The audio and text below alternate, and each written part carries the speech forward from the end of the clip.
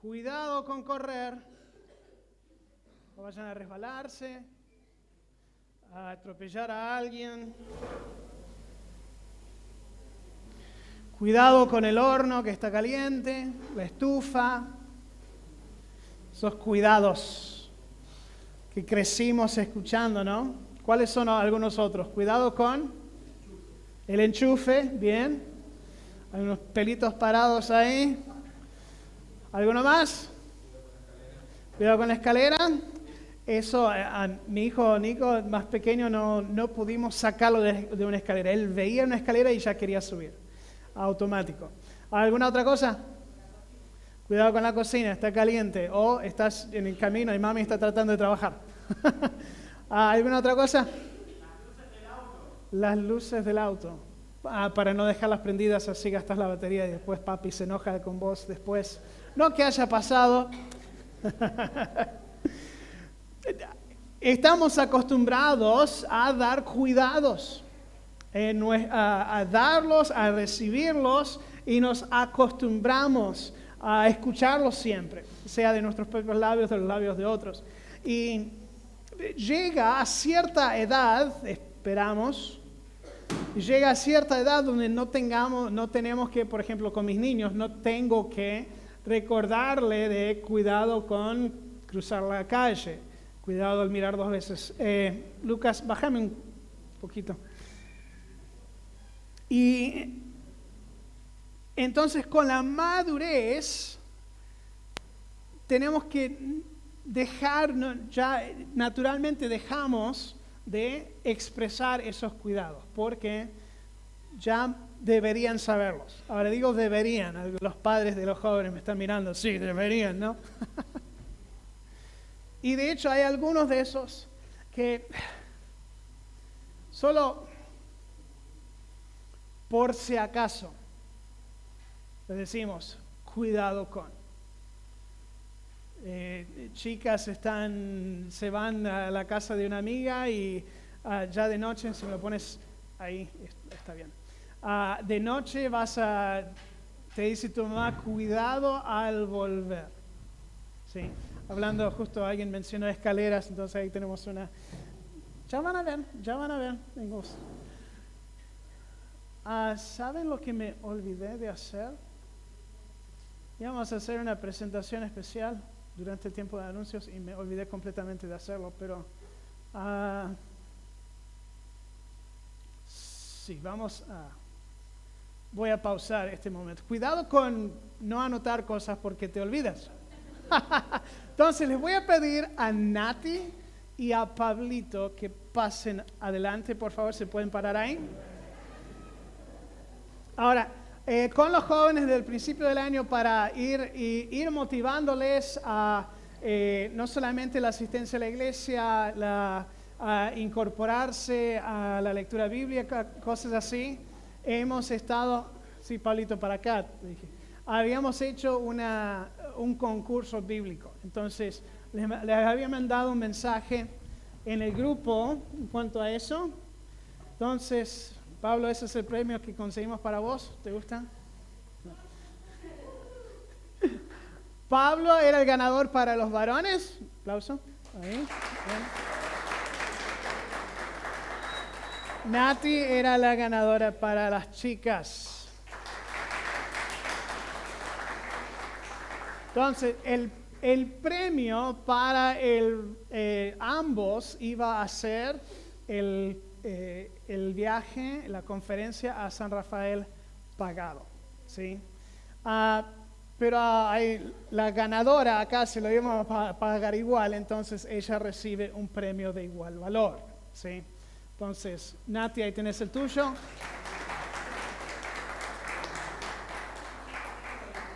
Pablo, vamos a incluir las leñas en lo tuyo, ¿sí? ¿Está bien? No quiero forzarte a ir, sino. ¿Está bien? Bueno, un aplauso más para los dos.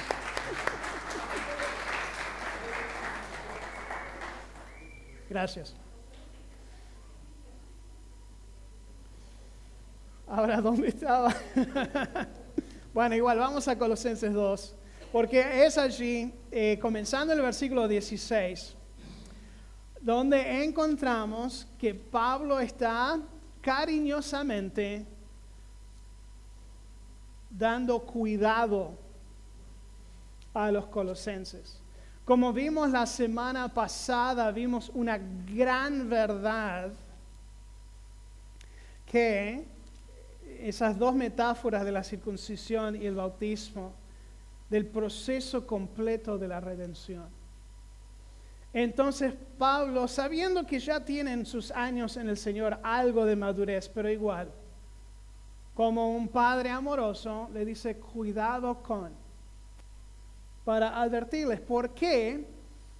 Especialmente cuando lo vemos justo después de este núcleo del Evangelio, el Evangelio puro que encontramos en el versículo 12 al 15. Les dice, cuidado con estas cosas en lo siguiente, porque los va a desviar de lo que es el Evangelio puro de Jesucristo. Entonces, nuestro pasaje hoy del 16 al 23, vamos a concentrarnos en 3 desviaciones que nos pueden apartar del Evangelio puro de Cristo. Queremos escuchar a Pablo advirtiendo aquí a sus oyentes y por extensión nosotros de desviarse del Evangelio, porque uno se pierde de experimentar la plenitud de Cristo en su vida cuando se desvía del Evangelio de Cristo. Los colosenses, recuerden, estaban a la merced de las enseñanzas falsas de una mezcla extraña del misticismo oriental y el legalismo judío y la filosofía humanista de la cultura greco-romana en la que se encontraba, y mucho de eso era por razón de dónde estaban ubicados. Era justo al lado de una ruta central de esencialmente la entrada del oriente al occidente.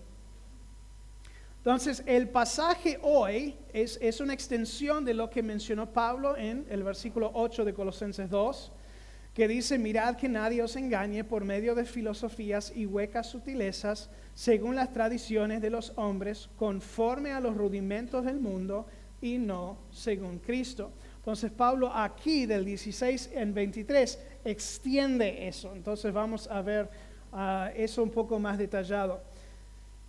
Y nos recuerda que se identifica por 3 características esas sabidurías falsas. Son tradiciones de hombres, no la mente de Dios.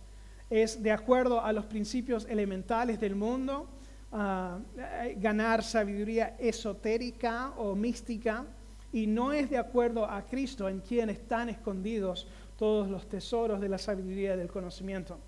Cada una de estas desviaciones son intentos fracasados de encontrar sustancia o plenitud de acuerdo al esfuerzo o razonamiento humano pecaminoso. Y cada una de estas 3 la vemos también en nuestro día.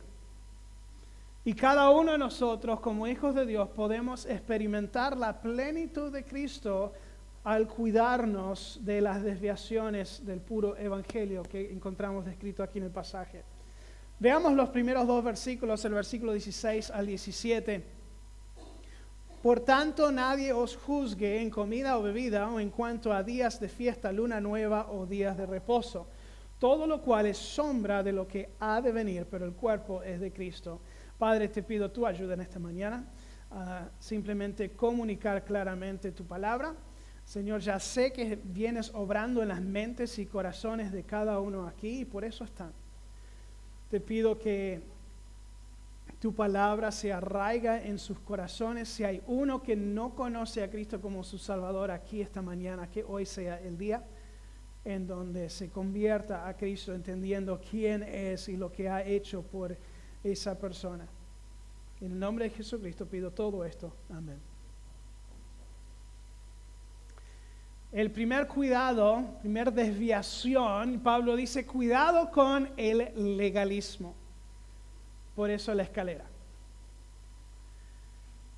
El proceso de la creencia del legalismo, esencialmente, tal como mi hijo, cada vez que veía una escalera, naturalmente se inclinaba por subirla. De hecho, si yo estaba trabajando en la escalera, trabajando en una luz o algo aquí arriba, de repente siento que se mueve un poco la escalera y miro abajo y ahí está Nico en ese segundo escalón. Entonces, ahora no le teme a la altura para nada. ¿Qué es el legalismo? Se puede describir como llegando a ser un especialista en la santidad. Aunque declara ser salvo únicamente por medio de la fe, hay ciertas cosas que uno debe seguir para mantener esa condición ante Dios. Termina entonces siendo una salvación por obras en lugar de por fe. Esta creencia que al guardar ciertas reglas y rituales se puede ganar el favor de Dios. Estas reglas y estos rituales casi siempre son cosas que no emergen directamente de la palabra, son extensiones humanas de la ley revelada por Dios. Por consiguiente, el peligro recae en el hecho de que hemos añadido nuestras ideas a las de Dios para madurar en la santidad. En esencia, es una declaración que la palabra de Dios es insuficiente para instruirnos sobre cómo vivir la vida. Por lo tanto, debemos darle una mano. O sea, cuando la palabra de Dios dice, acuérdate del día sábado, para santificarlo, el día de reposo. ¿Qué hicieron los judíos? Bueno, acordamos del día sábado, pero hay que santificarlo, entonces no vamos a trabajar. ¿Qué es trabajo? ¿Recuerdan? Cuando uno levanta más de 1 kilo es trabajo. Entonces, todos cuidando su sábado, que no levantaran demasiado. Hay algunas actividades que demandan un poco de esfuerzo. Entonces, ese esfuerzo lo podemos determinar trabajo, no debes hacer eso tampoco. Yo hago eso o no hago aquello. Mira vos, no guardás el sábado, entonces no eres salvo. Pero ¿qué he hecho? He construido mi santidad sobre mandamientos humanos, mandamientos de hombres, tradiciones. ¿Cómo se expresa?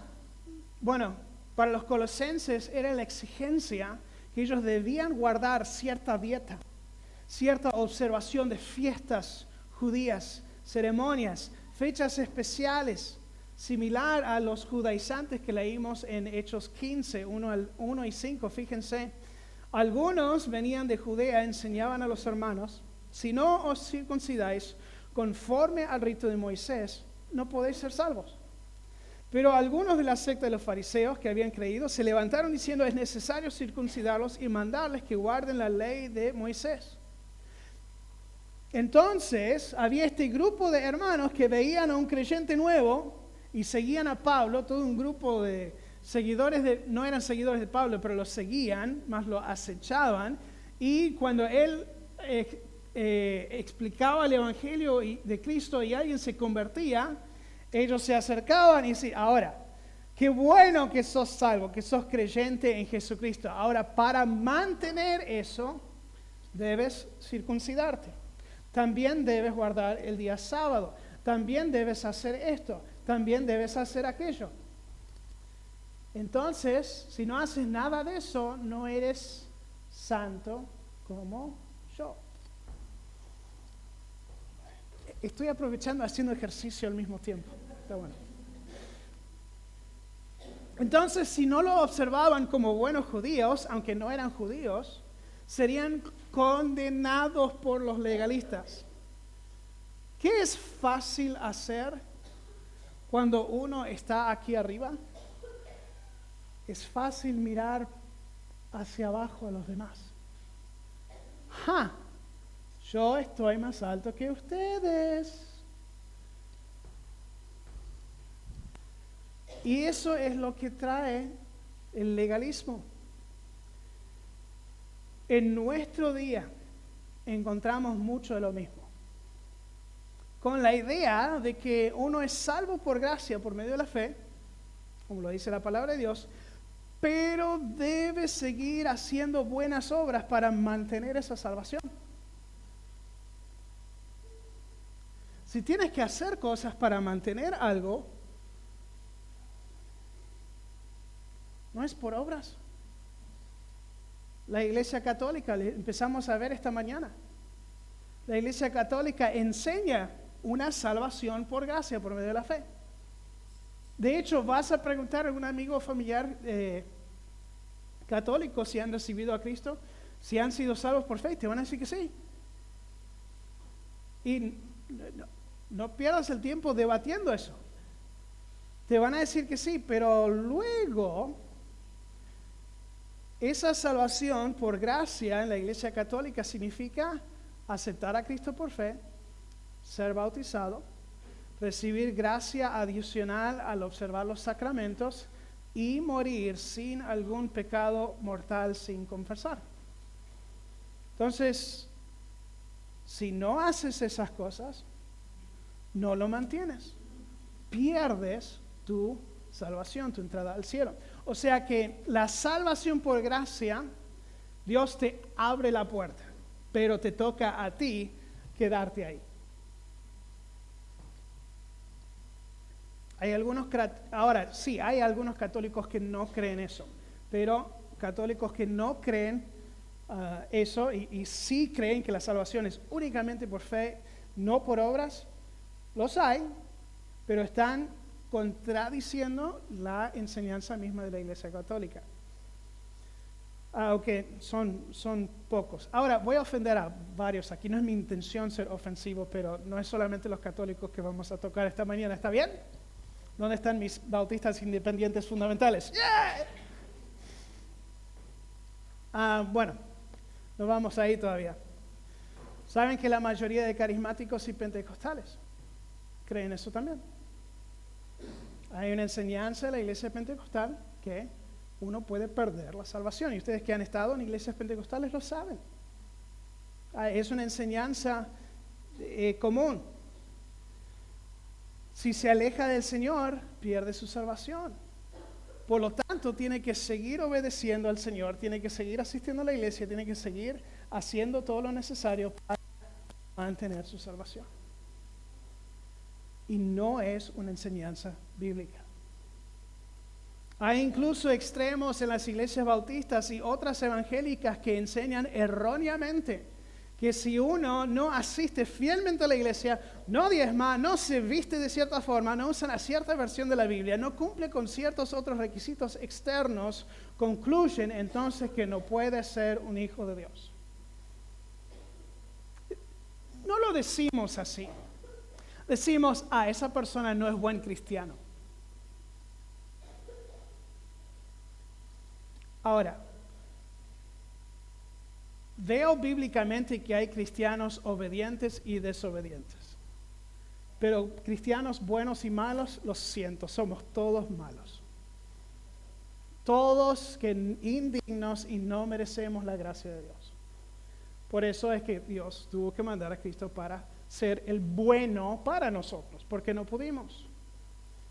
Entonces, todas estas son expresiones del legalismo y son desviaciones del puro evangelio de Cristo. Y el problema con el legalismo, como vemos aquí, que es condenación a otros quienes no han llegado a esforzarse lo suficiente hasta acercarse a tal santidad externa. Entonces, ahora, uno puede tener sus preferencias y aún convicciones. Por ejemplo, si te gusta venir a la iglesia con corbata todos los domingos, bienvenido seas. Si no te gusta la corbata porque se siente que se ahorca, está bien, no vengas con corbata. Mujeres, si ustedes quieren llevar corbata, bueno, eso es otra cosa. Pero cuando hacemos cosas así, con la meta de ganarnos favor con Dios, convierte una preferencia en una desviación del evangelio. Por eso Pablo exhorta a no dejar que nadie los juzgue. Y de hecho condena esta actitud de legalismo en Gálatas 3. Dice, oh Gálatas insensatos, ¿quién os fascinó para no obedecer a la verdad? A vosotros, ante cuyos ojos Jesucristo fue ya presentado claramente entre vosotros como crucificado. Esto solo quiero saber de vosotros. ¿Recibiste el Espíritu por las obras de la ley o por el oír con fe? Ahora, bíblicamente sabemos que es el segundo, oír con fe. ¿Tan necios sois? Habiendo comenzado por el Espíritu, ¿ahora vas a acabar por la carne? O sea, tu salvación fue por fe, entonces ¿por qué vas a tratarlo como si fue por obras? Y el gran problema de todo esto es que, como dice el versículo 17, todo lo cual es sombra de lo que ha de venir. Es vivir por las sombras en lugar de la sustancia de Cristo. Todas las fiestas, las ceremonias, las fechas, los sacrificios y las ofrendas descritas en el Antiguo Testamento y observados por los judíos eran para el propósito de señalar a Jesucristo. De alguna forma apuntaban al Salvador Mesías Jesucristo, quien Mateo 5:17 nos dice que no vino para abrogar la ley, sino para cumplirla.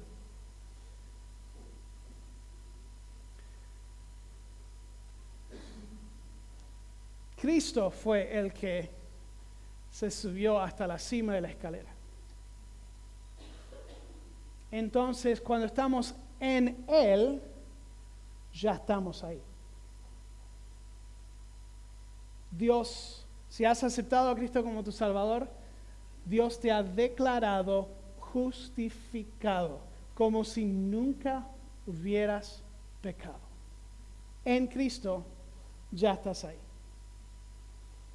¿Por qué volver a bajar y tratar de subir por tu propio esfuerzo? Si no funciona así.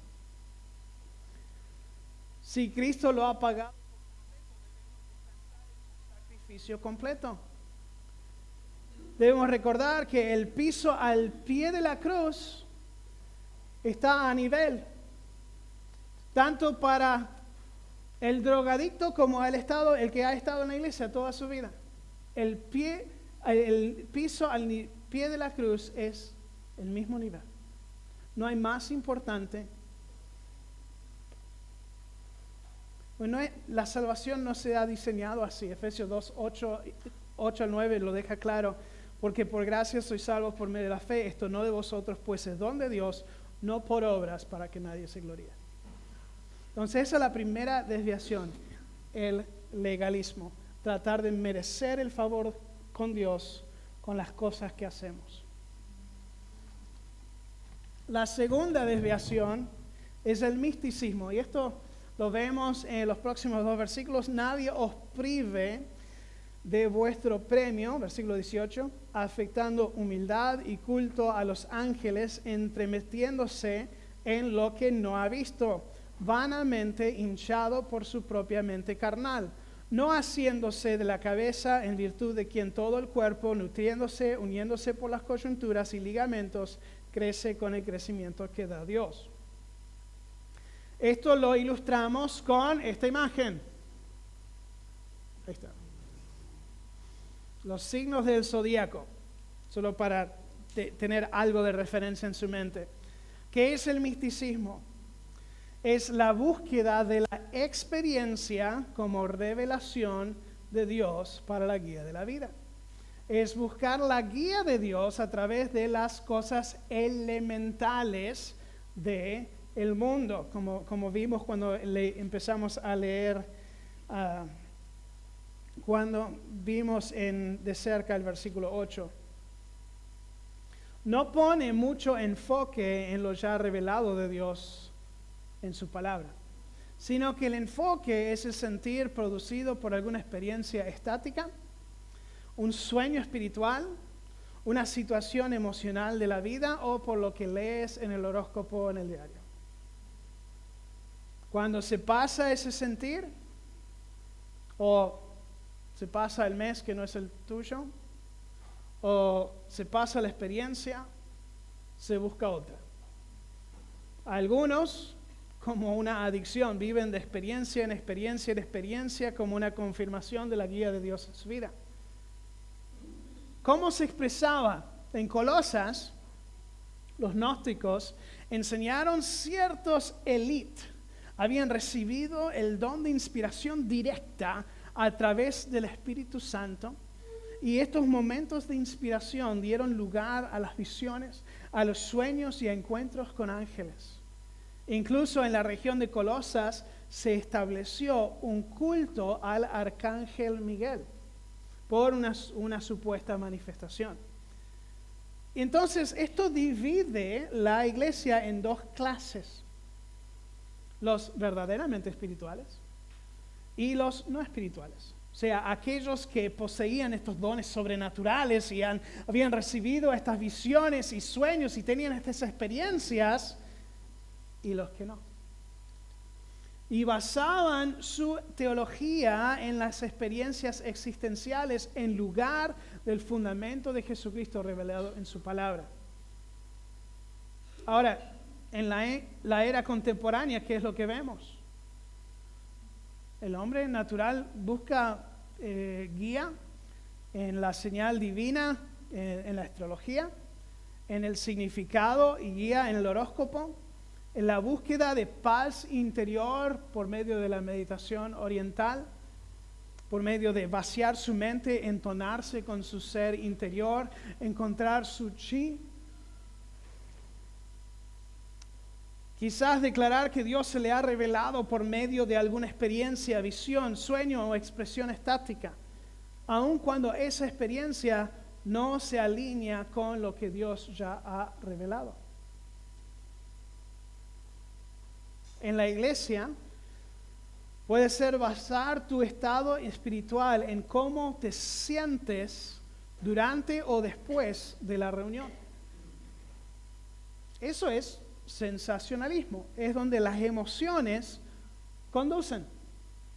Ahora, no hay nada de mal con emoción porque es parte de nuestro ser. Y el hecho que debemos adorar a Dios en espíritu y en verdad involucra en la parte interior del hombre. Implica el ser entero. La semana pasada yo me emocioné al poder ver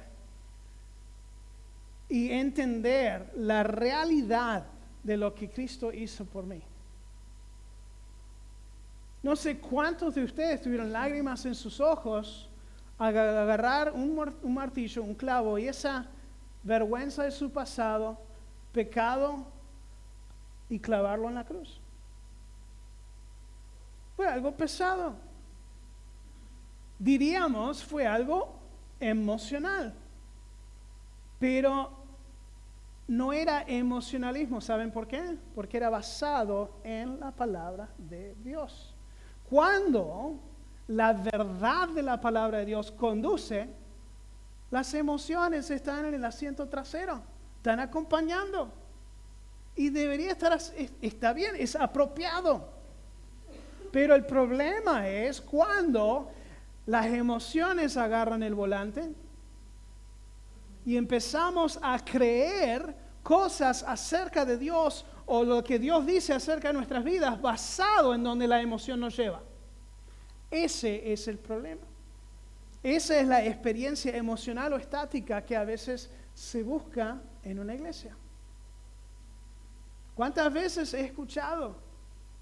Vine a la iglesia buscando algo y cuando hicieron tal cosa, esto, aquello, lo otro, sentí.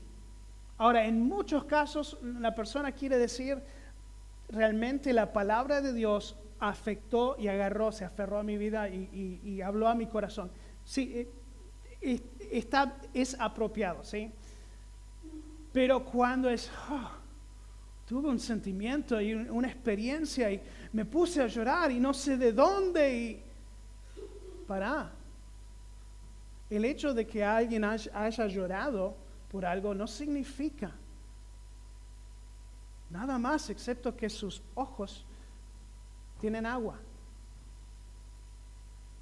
¿Saben cuántas personas han orado una profesión de fe con lágrimas en sus ojos que hoy en día viven como el diablo?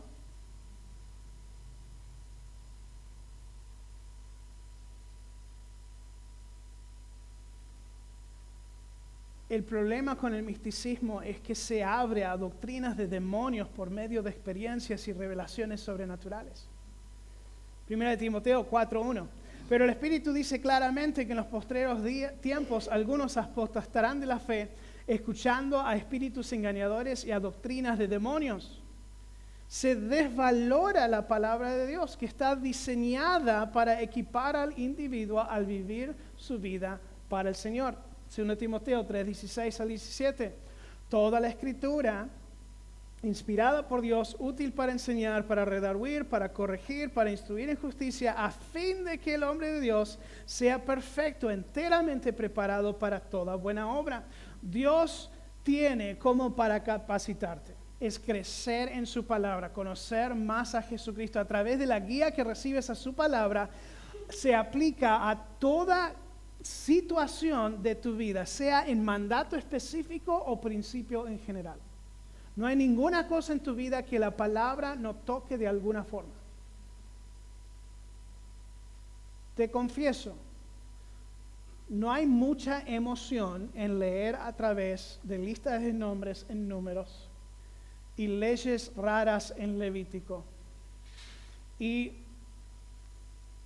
un montón de otras cosas. Sí, no es lo más fascinante del mundo. Sigue leyendo. ¿Sabe que eso está ahí? Al aprender y seguir estudiando, aprendemos por qué está eso ahí. Y aprendemos que toda ley, todo nombre apunta a la verdad de Jesucristo.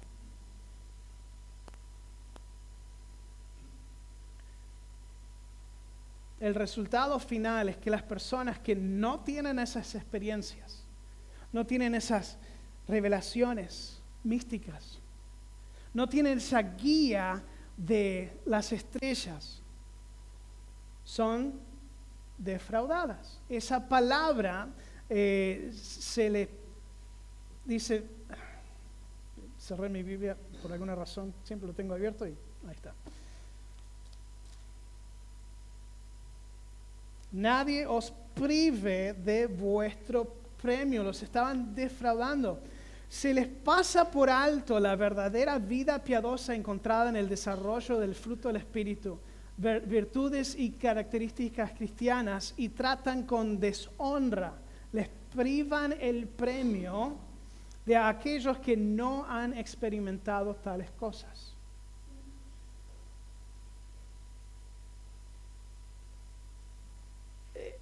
Un hermano hace unos años me contó que en la iglesia donde venían, tenía él, por ejemplo, en su caso, en su iglesia, ellos practicaban hablar en lenguas, pero él nunca lo había hecho. Ahora no quiero meterme en lo que es, lean 1 Corintios 12 al 14 y un par de pasajes más y pregúntenme luego si necesitan un poco de dirección con esa. Pero él notaba que todos los que estaban al frente enseñando y con la música y todo, ellos sí tenían estas aparentemente revelaciones en la plataforma, pero él notó que sus vidas en la semana eran un desastre. Y yo estoy hablando con un hombre que su vida en la semana es una persona íntegra, que busca del Señor. Pero dice, me falta, y él se veía el menosprecio, se escuchaba el menosprecio que él experimentaba en su voz. Me trataban como si era un cristiano, o ni eso, trataban como basura por no tener estas experiencias. Pero el fruto del Espíritu, ¿cuál es? Amor, gozo, paz, paciencia, benignidad, bondad, fe, mansedumbre, templanza. Son virtudes, son características. La prueba de que el Espíritu está obrando en tu vida es que cambias desde adentro para afuera. Entonces, aquellos quienes tenían estas grandes experiencias elevan la perspectiva de sí mismos vanamente hinchado por su propia mente carnal. Esto, en cambio, les lleva a perderse esa conexión de la unidad con los demás miembros de la iglesia. Por eso Pablo les exhorta a no dejar que nadie los desvalore, desacredite, los prive de su premio. Cuando elevamos una experiencia, cuando dejamos esas cosas aparte de la palabra de Dios, entrar en nuestras vidas como autoridad, el resultado es desvalorar el carácter cristiano y la unidad con los demás. Entonces, cuidado con el misticismo.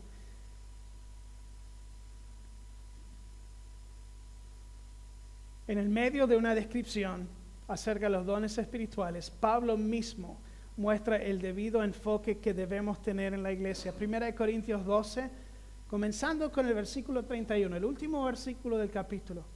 Procurad pues los dones mejores, mas yo ahora muestro un camino aún más excelente. A propósito, en el contexto, los dones mejores son las de enseñanza y exhortación, no algo estático. Mas yo muestro un camino aún más excelente. Si yo hablase lenguas humanas y angélicas y no tengo amor, vengo a ser como metal que resuena o címbalo que retiñe. Si tuviese profecía y entendiese todos los misterios y toda ciencia, si tuviese toda la fe de tal manera que trasladase los montes y no tengo amor, nada soy. Y si repartiese todos mis bienes para dar de comer a los pobres, si entregase mi cuerpo para ser quemado y no tengo amor, de nada me sirve. El amor es sufrido, es benigno, el amor no tiene envidia, el amor no es jactancioso, no se envanece, no hace nada indebido, no busca lo suyo, no se irrita, no guarda rencor, no se goza de la injusticia, mas se goza de la verdad. Todo lo sufre, todo lo cree, todo lo espera, todo lo soporta. El amor nunca deja de ser, pero las profecías se acabarán, cesarán las lenguas y la ciencia acabará. ¿Qué está diciendo Pablo? El amor sacrificial bíblico es lo que debe ser nuestro enfoque. Y eso únicamente lo conocemos cuando conocemos a Cristo mediante su palabra. El tercer cuidado, el ascetismo. Versículos 20 al 23. Pues si habéis muerto con Cristo en cuanto a los rudimentos del mundo, ¿por qué como si vivieses en el mundo os sometéis a preceptos tales como no manejes, ni gustes, ni aun toques, en conformidad a mandamientos y doctrinas de hombres, cosas que todas se destruyen con el uso? Tales cosas tienen a la verdad cierta reputación de sabiduría en culto voluntario, en humildad y en duro trato del cuerpo, pero no tienen valor alguno contra los apetitos de la carne. El ascetismo, ¿qué es? Se basa en un malentendido de nuestros cuerpos humanos. Recuerden, los gnósticos veían toda cosa material como algo malvado. Entonces el cuerpo humano, el mundo material eran malvados. Es creer que Dios quedará impresionado y uno se hará más santo si se priva a su propio cuerpo de aún aquellas cosas que le son buenas. En Colosas ponían más significado espiritual en los elementos materiales, los rudimentos del mundo. Con incrédulos estas cosas eran aprovechadas y usadas por el enemigo de forma mística y engañadora. Pero para cristianos no tienen efecto alguno. Llega a ser un tipo extremo de legalismo al aferrarse a un sistema complejo de reglas sobre la comida, la vestimenta, las prácticas, pero solo imponiendo cosas que de alguna forma cargan al cuerpo. Necesito, para que escuchen, vean qué tan pesado es. ¿Sí? Son libros nomás, entonces no he dañado nada. quiero ser más santo, entonces necesito, como el cuerpo es malo, debo cargarlo, debo castigar mi cuerpo para poder ser más santo. Se azotaban, pasaban sed, hambre, dormían sobre superficies duras, se vestían con ropa incómoda, se ponían cargas pesadas y varias otras prácticas. Hoy en día vemos religiones orientales, por ejemplo, como el budismo, que rechazan las comodidades de la vida normal, la vida moderna, como un medio de llegar a cierto nivel de santidad.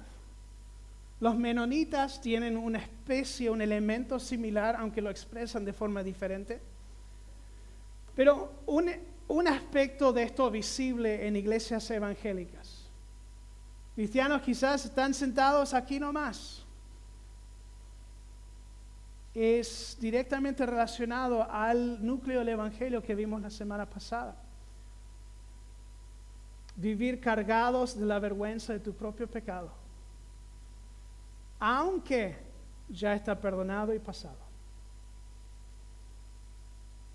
Quizás lo expresamos con la indignidad de uno mismo, pero a lo extremo. Ay, qué tan indigno soy. ¿Cómo Dios puede amar a alguien como yo? No, nunca lo podría hacer, nunca podría aceptar ese perdón de Dios. No, nunca lo podría hacer porque soy indigno. Ahora, ¿somos indignos? Absolutamente que sí. Si has confesado tu condición de pecado ante el Señor y pedido su perdón, ¿eres perdonado? Absolutamente que sí. Este sentido suele preguntar, ¿cómo puede ser que Dios me ame si soy tan pecador? O viviendo en un estado de depresión perturbador por no aceptar el perdón de Dios. La respuesta del mundo, ¿cuál es? Bueno, necesitas perdonarte a ti mismo. Sin embargo, es una respuesta completamente egocéntrica. Una religión así pone al yo en el centro y en consecuencia está condenado al fracaso. ¿Por qué? Bueno, si establecemos como metas la autodisciplina, o sea, la disciplina al yo, la autoconciencia, la autorrealización, la autoestima, la autoevaluación o la autoayuda, generalmente terminamos con una adoración del yo. El problema del ascetismo y la falla principal es que es una religión logrado otra vez por esfuerzo propio, es un tipo de legalismo. Dice, el perdón de Dios no me ha perdonado lo suficiente, entonces tengo que cargar mi propio pecado. Cristo no sufrió lo suficiente, entonces tengo que darle una mano. Porque yo no lo merezco. Otra vez, absolutamente correcto. Pero la salvación no vino porque lo mereces. El enfoque corporal de tratar con el pecado no es algo que funcione para la santidad personal. De hecho, lo dice en el versículo 23. Tales cosas tienen la verdad, cierta reputación de sabiduría en culto voluntario, en humildad, en duro trato del cuerpo, pero no tienen valor alguno contra los apetitos de la carne. Entonces, una vida monástica, cuando uno dice, quiero adorar al Señor así. Está bien, hazlo. Pero cuando dice, voy a vivir una vida monástica, voy a cargar mi propio pecado, voy a castigar a mi propio cuerpo para que Dios me acepte, eso no está bien, es incorrecto. Y al enfocarnos tanto en el cuerpo mismo se vuelve el objeto de la vida y produce un efecto contrario a lo deseado. Y lo ilustro con una vida, con una persona con adicciones. En la vida de alguien con adicciones es visible así. Al enfocarse tanto en no drogarse, su mente está concentrado aún en forma negativa en su droga de elección. Por ende, termina recorriendo a su droga como inescapable en un ciclo vicioso. A menudo el sentir que no merecen nada salvo el sufrimiento que causa su adicción en particular, vuelven a consumir y se quedan en ese ciclo. La solución se encuentra en enfocarse y ocupar su mente con algo más aparte de su adicción, algo más sustancial, la verdad de Jesucristo.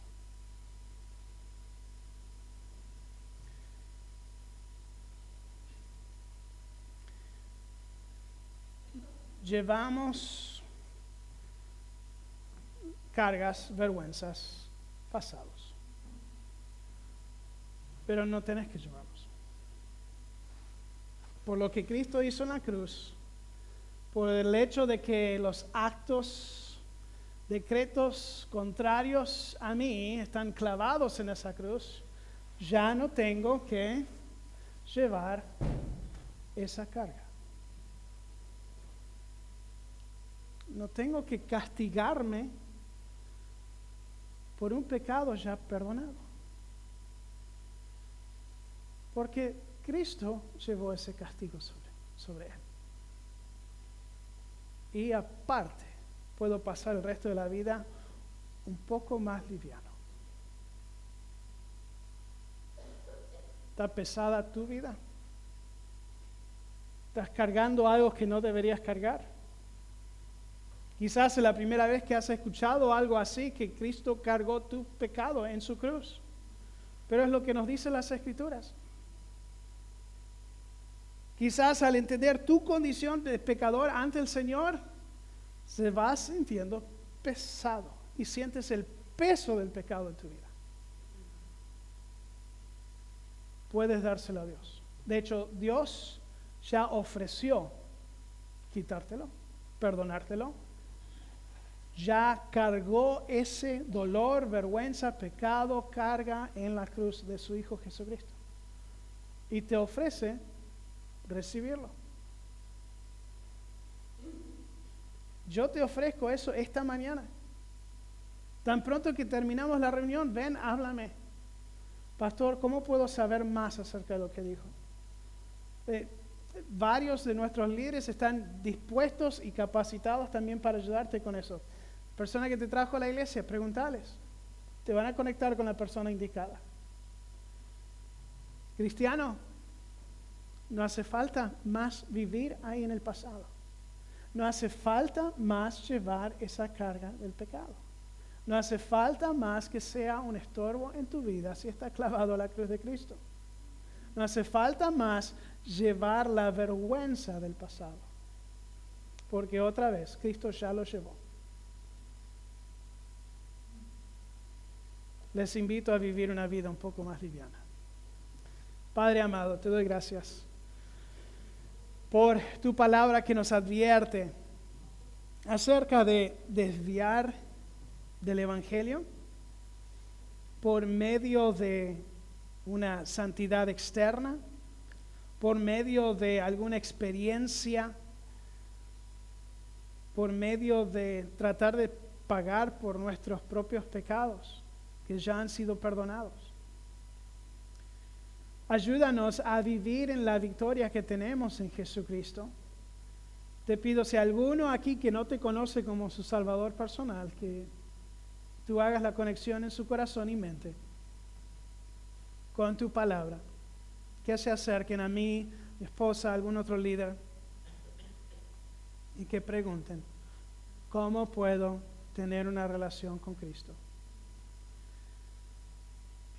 Padre Dios, te pido que nos ayudes a vivir en la victoria de Jesucristo, a seguir creciendo en Él, conociéndole. Te amamos, te pido tu bendición al despedirnos hoy. Ayúdanos a brillar para ti, a hacer luz en la oscuridad. En el nombre de Jesucristo pido todo esto. Amén. Que Dios les bendiga.